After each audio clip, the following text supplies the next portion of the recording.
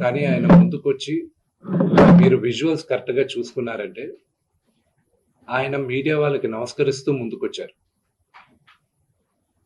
ఆయన న- ఆయన న- ఆయన చేతులు జోడించి నమస్కరిస్తూ ముందుకు వస్తే ఎవరో ఒకరు ముందుకొచ్చారు, ఏదో మొహం మీద పెట్టారు. ఆ హీట్ ఆఫ్ ద మూమెంట్ లో జరిగిందే గాని ఉద్దేశపూర్వకంగా ఒక వ్యక్తిని కొట్టాలని గాని ఒక వ్యక్తి పైన ఆగ్రహం చూపించాలని గాని వ్యక్తిగతంగా లేదు. నిన్న మీరు విజువల్స్ చూస్తే, టీవీ విజువల్స్ మీరు కానీ కరెక్ట్గా చూస్తే గేటు పగలగొట్టుకొని తోసుకొని గేట్ ఎరగొట్టి లోపలికి వచ్చేటప్పటికి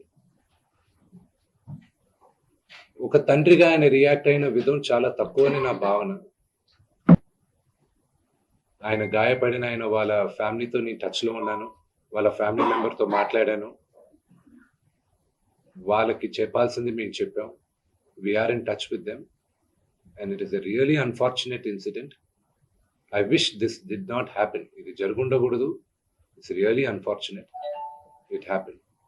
వి all feel sad for it.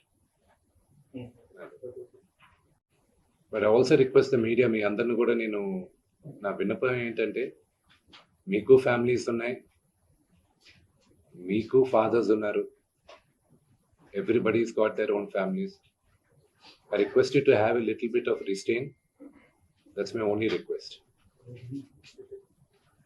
And నిన్న జరిగిన సంగతి, ఒక టీవీ రిపోర్టర్ ఆయనకి గాయాలు తగలడం, ఇట్ ఈస్ రియలీ అన్ఫార్చునేట్. ఉద్దేశపూర్వకంగా ఎవరిని హర్ట్ చేయాలని లేదు.